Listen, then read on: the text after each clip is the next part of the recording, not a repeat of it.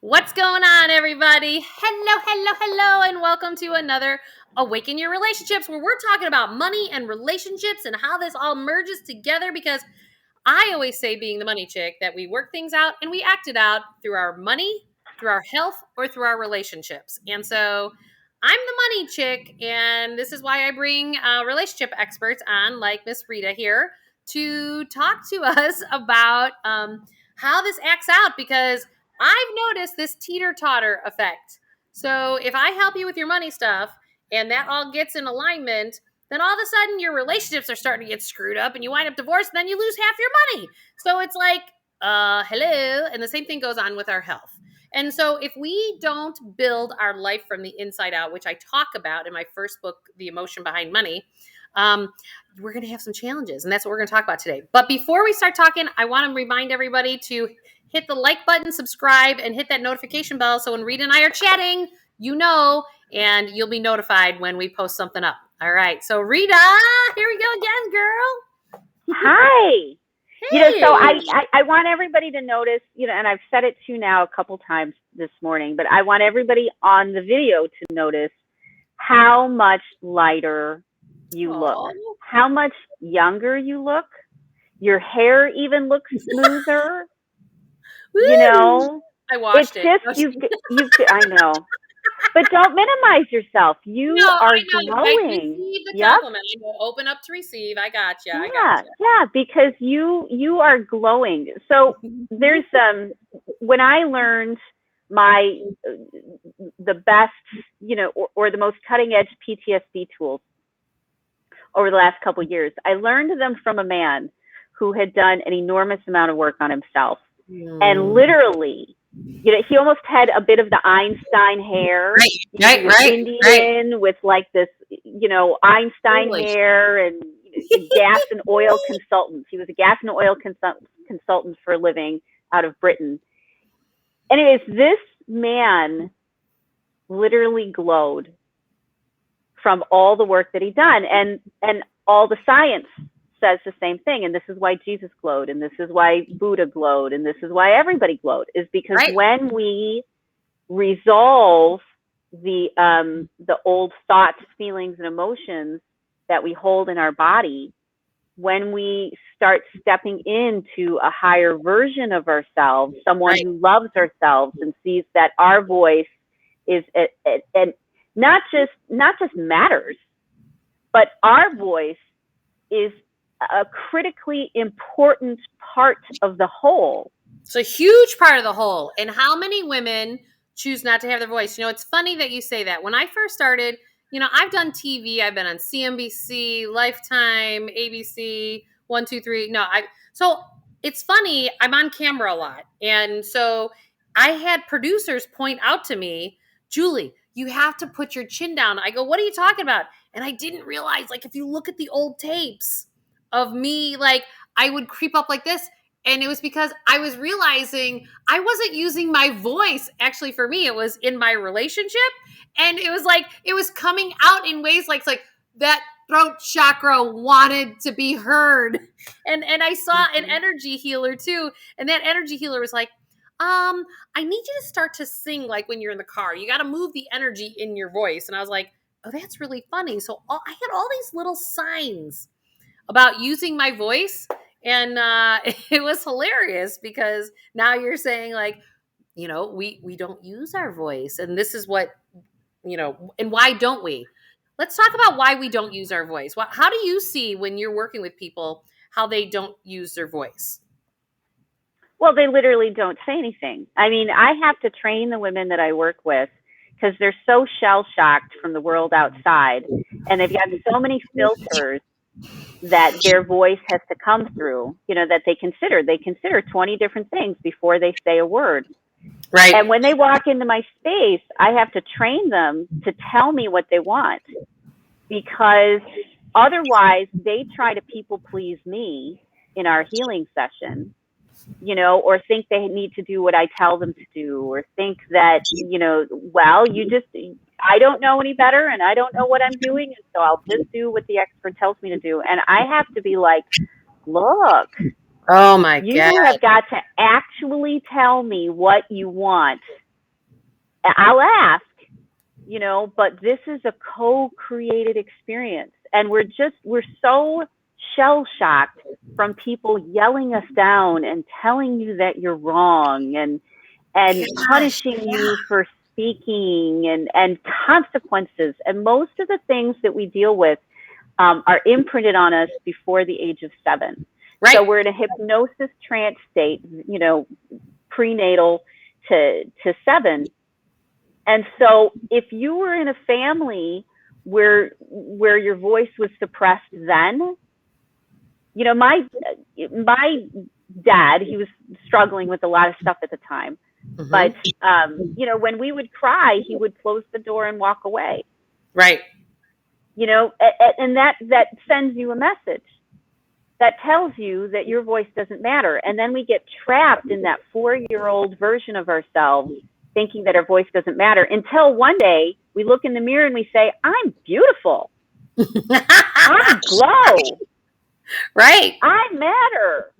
And then you start speaking all of the rage and the hurt that went down generations past, and how women have been abused and manipulated and lied to and hurt because they were smaller and not as physically strong. Right. And I mean, just all sorts of crap. There's so much rage that women have bottled up from history, from current events. It's almost like you're using your voice for your grandma and your mom and your great grandma. Yes. It's so true. Like, I know my mom is super proud of me, but what I also know is my mom had to deal with her own frustration that she didn't have the opportunities that I had, because she had the gifts, right? But she was the Mrs. Cleaver, right? Like, stayed home, didn't do things. And, it's funny when I hear you talk about having to train people to speak. I remember in the finance world, I moved in 2003, my space, to a non-traditional financial looking firm.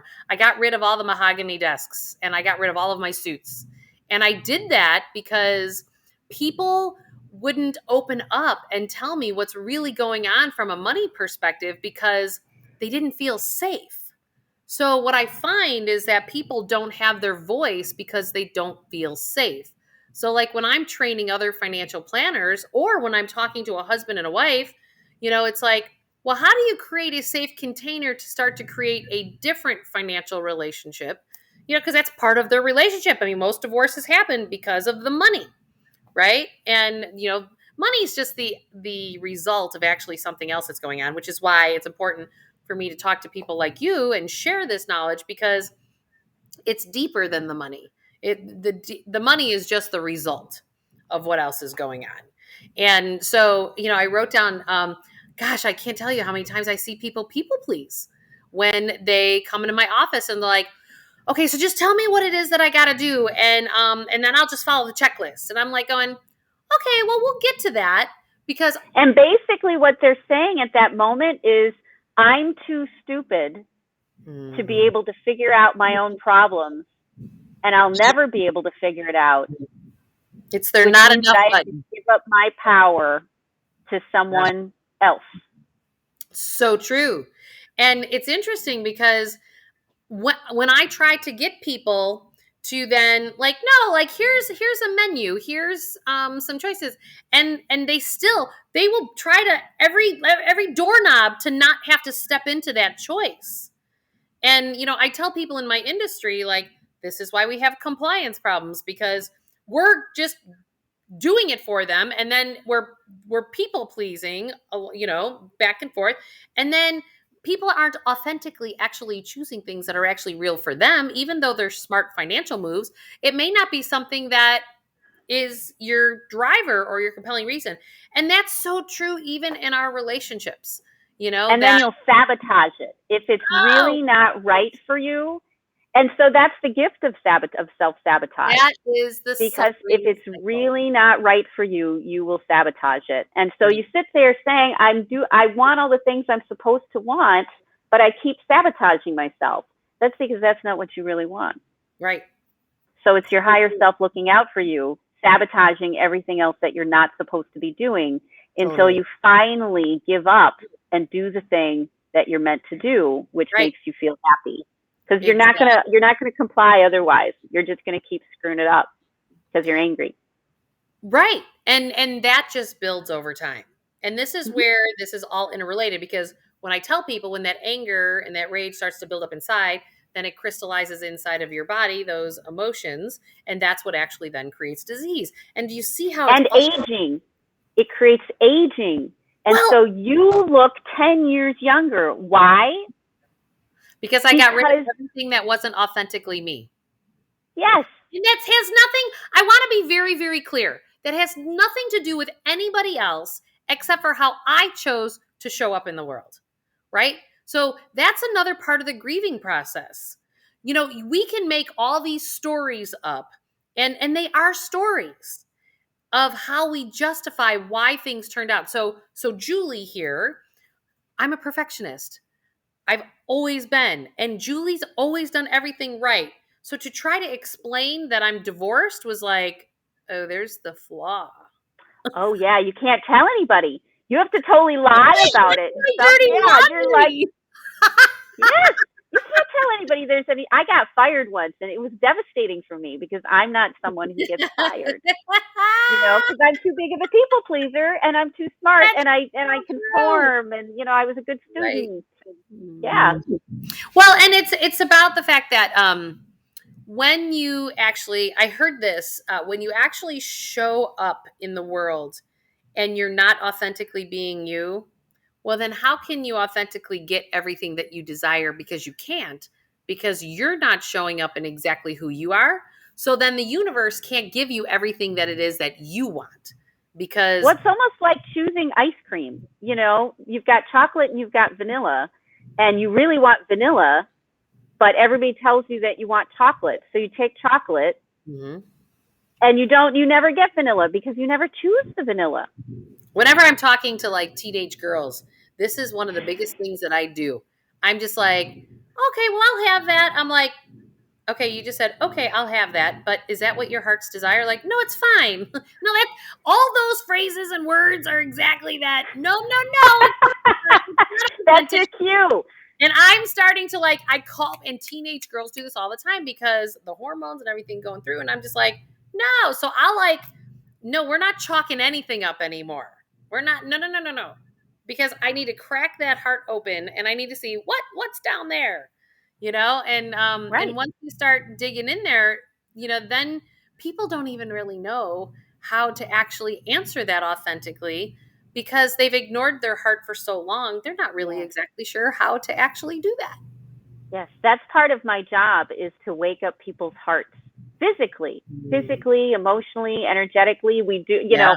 We do it with movement, we do it with sound waves, we do it with Right. oils, because when you wake up your heart, awaken your relationships, when you awaken yourself, literally, physically, things start to change because you look differently, like you do. You show up differently in the world, and people respond differently because now you glow. Well, it's When funny. you follow your heart, you glow. The inflammation, I think, is the biggest piece for me physiologically. So it's funny. Weight wise, I have through the process lost about 40 pounds. But I gotta say, my size has shrunk way more because when I started to authentically show up in the world, it was interesting. I would watch when I would show up authentically and hold a boundary in relationships. And this is so we have to understand that if it's your romantic relationship that's screwed up from you not showing up authentically, you have to understand that it's not just that relationship. It's your relationship with your boss, it's a relationship with your coworkers, it's the same relationship with your family, with your siblings, with your children. You are showing up in the world in this way in all of those relationships. Well, and here's the funny little thing, and we were talking about this before, we got on. You're showing up in the relationships the same way you were told to show up in the age 0 to 7. So if you watched women showing up in relationships by people pleasing or having dinner on the table right on time, I mean, my mom did that. We ate dinner at 6 o'clock every night on the dot, not 5 minutes late. Yep. If we're imprinted with those experiences, if we see them the first 7 years of our life when we're in a hypnotic trance, that will be generally how we're going to show up for the rest of our lives until we say enough, until we get so sick or a relationship self-destructs or we self-destruct so many times that we say no more. And then you start the journey to awaken your relationships and awaken your heart and awaken your money. And, Right. And then so what you start to see, like when it shows up in all these relationships, I didn't realize how much it spidered into all the other relationships I had. And I remember when I started to hold that boundary, what was that now, 5 years ago when I started to hold the boundary? Actually, it's probably longer ago. That 7 years ago is when I started holding the boundary. I don't really have all those friends any longer. They're not like a part of my life. I don't have these same employees. I don't have everything shifted in my life. Everything. And those that stayed in my life, they shifted with me. And it's fascinating. But see, I'm happier. So then happiness is a higher vibration. All you have to do is go read Dr. Joe Dispenza's book of Breaking the Habit of Being Yourself and Creating a Whole New Mind, because Joe talks about that our emotions are certain megahertz and vibrations. And when you're operating on higher vibrational emotions like happiness, joy, your cells are vibrating at a higher level. So then you physiologically actually reverse your aging. Like, this is what so happened. you want to know what I've been doing? It's been hilarious. So he redid. Oh, I know. He redid his walking meditations, and there's 2 of them. And I've got my space set up. Yep. Perfectly. So I've got these concert speakers, I've got the mixing board, and I've got his meditations coming at me out of these speakers onto my mat and into my space. And he does these meditations very dramatically. He adds echoes and into space. It's really great. And he uses all the patterning and the call and response and the right hertz, the right sounds to elevate the emotions. And I mean, all of it. It's like this theatrical experience. So I've been listening to those. And I have been literally going into my body, and because in your throat is your thyroid. Right. And so if we don't speak, we're going to have thyroid problems. If we don't, if our heart slows down, we're going to have heart problems. At all of it. If we're shut down. What are your heart problems again? Huh? Oh, in your throat. If your throat's shut down, of course you're going to have thyroid problems. Thyroid, but what's the heart? What did you say, heart? Oh, the heart would just be the heart. You have heart problems. You have heart conditions. You have, AFib. You have heart attacks, strokes.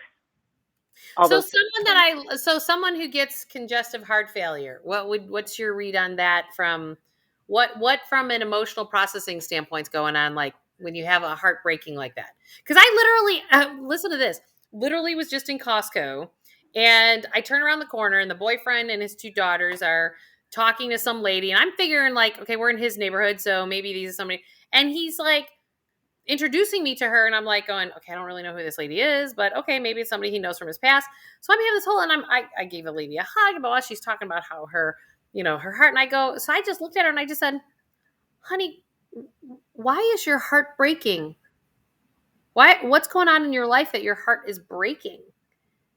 And she just stood back, and she started crying. And I was like, oh God. And then I find out later. In Costco, right? You're in the middle of Costco. And then I find out later, my boyfriend goes, help it, that was a nice woman, wasn't she? I'm like, you didn't know her? I just went in for the jugular and started helping her. And I was like, oh, I made this lady cry in Costco. I don't even remember her name. But what was interesting is, it's like a one-night stand, isn't it? Her husband walks up to her and her husband says, thank you so much. She needed that. She was holding it together, and I just kind of cracked her open and made her cry a lot in Costco. And I was like, so you were an angel. So you were an angel. The angel of Costco.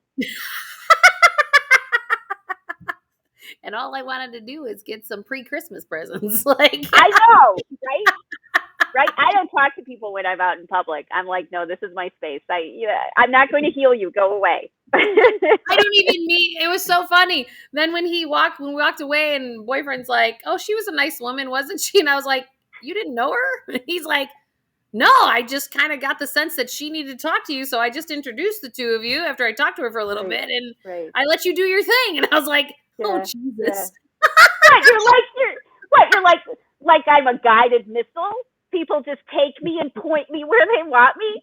And I just go, heal the world, Rita. Heal the world, Julie. Well, but here's the thing that I've realized, because everything is vibrational, this was a really big tell sign for me, because I couldn't understand why when you're a bright light and you lift people up, you can feel like you got a lot of weight on you if you're carrying a lot of people. But it doesn't feel like a lot of weight when you're a bright light and you activate people's stuff, and you can do that without even speaking. Because what I've learned, because we live in a vibrational universe, that me just even walking into a room provokes everybody's stuff around me. And because wherever it is that they're not vibrating at that same level that my light is vibrating, and trust me, there are people with brighter lights than me that do this to me, right? This is how we, if you understand quantum physics, and not many of us do, but just understand quantum physics is how our cell phones work. That's the best example I can give. That we are all energetically connected, just like a cell phone can connect to somewhere in China. Okay, well, that you as a human being energetically connect to other human beings when you're around. So whether you're conscious to it or not, it's happening anyway. That's why if you're in, I think about music as an example. I had pointed out to a friend of mine, I was like, did you ever notice when you're like reliving your patterning from your childhood that what kind of happens is that you listen to all this heavy metal and dark music that's like, oh yeah, I did Kid Rock for a while. Yeah, I did Kid Rock.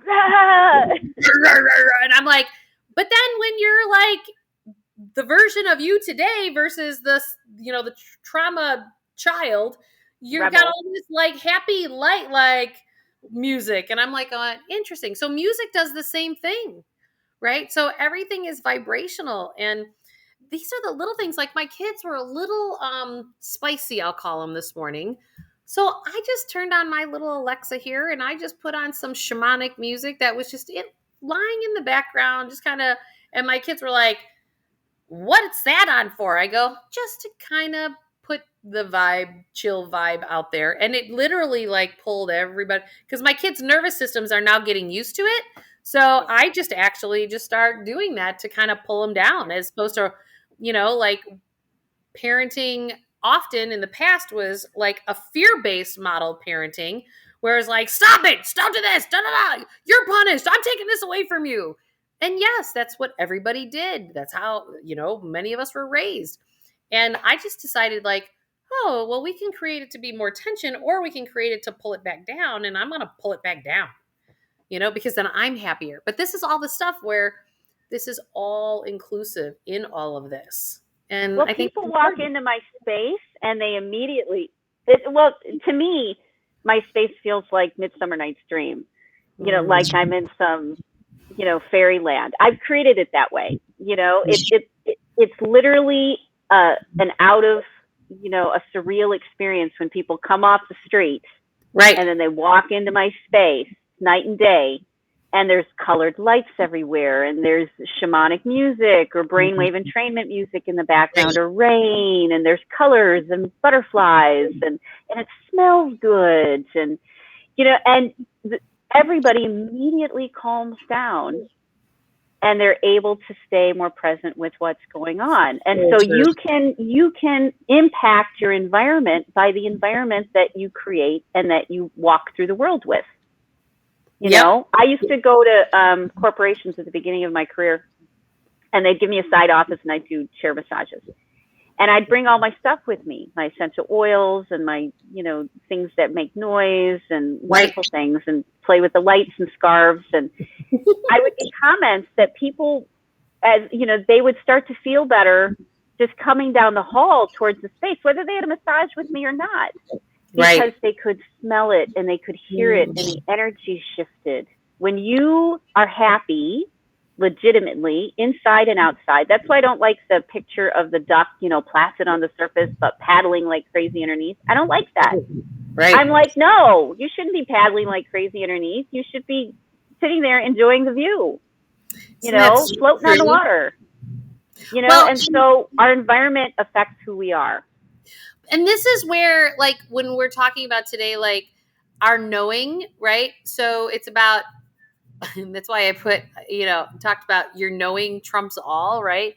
That came from a conversation I had with one of my children. And she said, well, I don't know who to believe, Mom. Who's telling me the truth and who's not telling me the truth? I said, it doesn't really matter who's telling you the truth, honey.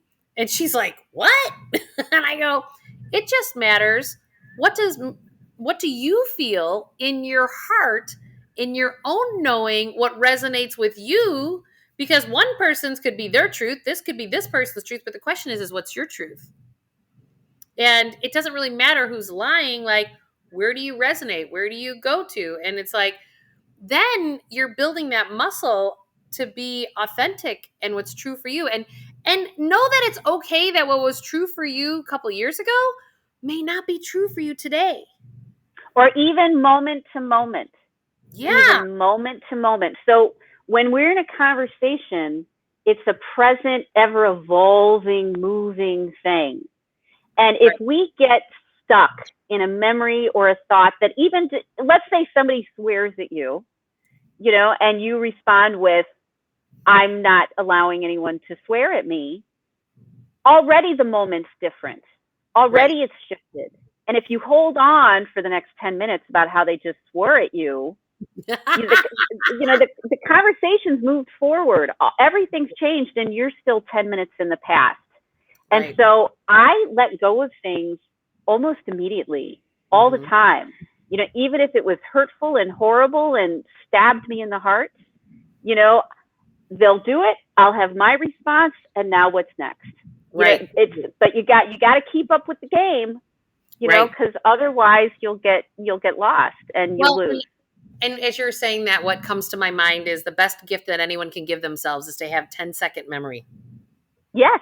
Because if you bring in your memories of your past into the present moment, then this is what you're creating in your future. Yes. Who wants to do that? Usually we want to upgrade from what we've experienced already. Oh yeah. So I let go of people get surprised that if something happens, I let it go. I legitimately let it go. And then I hold them to the standard of, no, we don't bring up the past. That's not what surrounds me. That's not what we have in this conversation. Maybe we'll talk about the past, but that's different. We're not using it to hurt one another. We're not using it to settle old scores. The past stays in the past. We're only talking about what's going on in this moment right now, what's happening. And that's the only healthy way to be. Because if you start to think about relationships that you have, like how many times do you bring stories in that happened years ago that really are irrelevant to your world today? It's really your fear that something is going to happen to you again, which is why you're pulling the memory in. And we don't realize by pulling that memory in, you're actually creating your fear. Well, and remember the 0 to 7 thing? Right. Usually we're reacting not from what really happened or even what happened 10 years ago. We're reacting to something that happened on our age 0 to 7 that we didn't have the ability to process through because we didn't have the verbal or ability, the skills to process it through. And the question is why? It's because you have something unresolved emotionally. Yeah. That's where, and many people will say, well, okay, well, I've been seeing a therapist for years, blah, blah. I want people to hear loud and clear that scientists have now figured out, I learned this back in 2012, way before other people were talking about it, at Deepak Chopra's symposium that he had. This amazing quantum physicist was there and said, we now know that something that could take 10 years of traditional psychotherapy can now take 30 seconds if you work with an expert that works in the holographic way of the universe. And that which is why you work with me. Work. Exactly, which is why you found me and you said, you know what, I'm tired of wasting years and years and years and years in therapy. I need something that's faster. And the science shows us that you can take all of your spiritual traditions that you've been using all of your life, and if you learn to use them strategically, and you use them, if you use them and use them strategically, you can heal things in seconds. Yes. Seconds. And people if you're like, how present, does that you can happen? help others. You know, I was just told the other day, so as I've been improving my physical body outside of, you know, so as I've been showing up in the world more authentically, your physical body is the last thing to actually shift, because that's the density, this, you know, that you have. And Heavy. what I'm noticing is that, you know, most of us think like, okay, well, if you're out of shape and then you're getting in shape, well, you got to be careful how you're doing your exercise because you can hurt your physical body. One of the things that I have realized really, really strong is the fact that, and this was my knowing, because this is about trusting your knowing. Like, I'm like, there's not something wrong physiologically. I'm just getting pain in my body. But what I didn't realize is that pain is unprocessed emotions. And like, one of the tools that I used is Young Living Oils has this oil called release oil.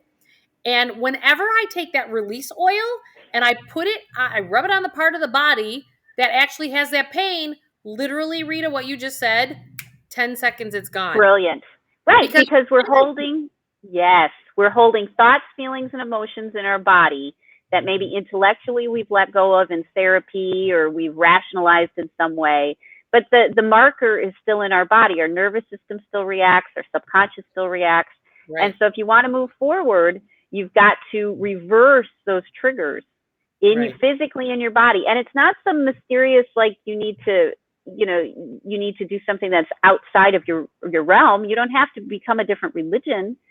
All you have to do is learn how to use the tools you already have, and to use them. And if you do those two things, then your life will dramatically change. And that's what I teach women is, what tools do you have? And I'm going to support you until you make it a habit that you use them. And then you'll just keep, it's like an investment portfolio. If you just keep investing in it, it's going to grow, and it's going to grow more than the money you put in. So if you put time into your spirituality.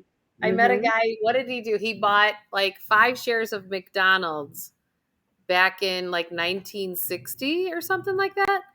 Today it's worth 900 grand. Because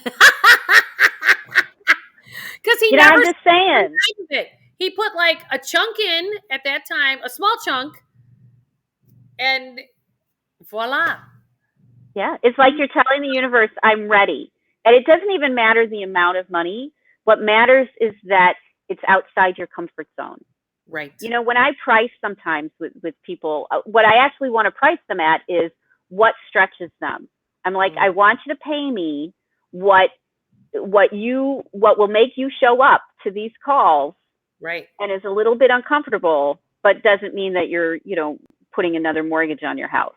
Right. What exactly. I want is the thing that pulls you forward into your future. I want your future faith in yourself to do what needs to be done, so you keep showing up and following this process. Well, and some of you, to really follow your knowing, you may not know what that is, but when I'm working with clients, I'm like, well, what makes you giggle? Because one of the first questions I always ask people when they come to meet me is I say, hey, if we were sitting here 3 to 5 years from now, what would you like to have happen in your life? And they go, every person says this. What do you mean? Financially? I go, I don't care. Financially, in your work life, your relationship. Yeah. Do you want an ice cream shop? Do you want to have great sex? What are you looking for? Why does it always leave? I wanted to have great sex. I did. There was a part of my life because of my sex abuse. I was shut down for so long. I was like, I went to a doctor when I was in my 20s. It was horrible. I got traumatized by it. Family doctor, I said, I'm having problems being interested in that kind of a thing. And his response was, well, relationships are hard. And I sat there thinking, you jerk. I just went to a doctor and I exposed myself, and I said, I think there's something physically wrong with me. And there was. I was shut down. I was closed down. And we just get these platitudes that say, well, so women think that they have to be physically shut down to their entire lives, and that is so wrong. Remember when I told you, I said, you do this work and what's going to happen?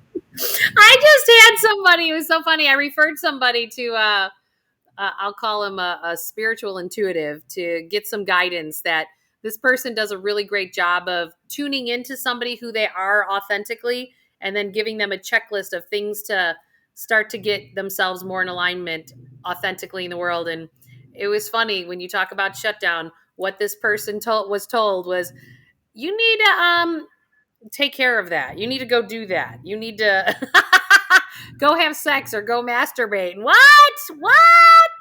And it was funny because she's like, Julie, I can't believe that this is one of the recommendations. I go, well, what do you think about it? Because I've just learned not to judge. Like, we get guidance from different people and places, and she's like, why get exactly why it was recommended? I go, well, there you go. I said, if you know, you understand, and you got it, and you heard it, well, go do it. Yeah, sometimes you need smaller steps, like learning how to put lotion on, and pick lotion that smells good and feels Yeah. good, and to put it on every day, and have a sacred space where you put it on, and you do it in a little bit of a ritual, and you light some incense.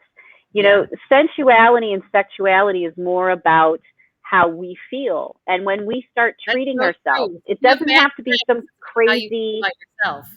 Yeah, it's about doing the little things that bring your body pleasure, like taking a second and smelling your cup of tea, you know, taking a second and So slowing true. down your breathing. And that's how your sensuality and your creativity and your passion and your womanhood comes alive. Not Right. because you find someone else to trigger you into some nervous system release. Well, you know what? That's true. Let's talk about that because you can you will attract the same challenges if you're not addressing how if you don't show up in the world differently, you're going to get the same thing. You're with a different face and a different name. Hmm. I noticed this years ago when I had this friend in college, and I always tell this story. Like I always um, wound up. I was just a giver. I was a huge giver, and I was a huge people pleaser. And I would always pick up dinner, and I would pay for it. And there was one time I sat there, and I was like, we were going out on a Friday night. I was in my 20s, and I was like, hey. And I ordered a steak for dinner, and we were having beers. We left this place at like 2 a.m. And I go, she goes, "There's the bill." And I was just like, "Yeah, you're gonna pay it tonight because that for all the times you screwed me out of tax and tips, you would always split the bill, but never would pay for the tax and the tip." And I just was like, whatever, because I'd have a few drinks and we'd be like, whatever, I got it. And she just took the bill and she paid it because she knew it. And lo and behold, wouldn't you know, I stopped spending so much time with this person. Wouldn't you know? Who did I wind up meeting when I did my MBA? Different face, different name, same chick. And I was like, yeah, I Yep. don't need to learn this lesson twice. So we tend to, not only in romantic relationships, but also friendships. Like we tend Hmm. to attract the same person. I was like, and I just Hmm. had my radar up going, oh yeah, I'm not doing this twice. Yeah, You know? because our blind spots stay the same. And so if Right. our blind spots stay the same, then we keep bumping into the Absolutely. same problems. So you actually have to walk towards the things that you don't understand and Right. resolve them, which is why we keep getting attracted, because we keep wanting to resolve these problems. And Hey, this I have to hop off. Yeah, no worries. And I was just going to say, this is why I was saying, like, if you don't show up authentically in the world to exactly what you desire and you negotiate yourself away by people pleasing or any of the other things, you're going to keep getting the same patterning. So Oh, yeah. we need to just shift it. So, Rita, how do people get a hold of you? RitaHickmanCoaching.com. And I do things with women all over the world. I only work with women, and I work with them all over the world. So we can do it through coaching. And if they're local in the Chicagoland area, then I have them come see me, because the body work is just priceless. Perfect. And I've got a link here. You can get my Awaken Your Wealth book for free. You just have to pay for your own shipping. That way, we're collaborating on it. It's not just me giving it, it's you buying into what you want to create in your life by paying for your own shipping. And Rita and I Exactly. are both here to help, and we look forward to seeing you guys again. Thanks for joining us. Bye, everybody. Bye.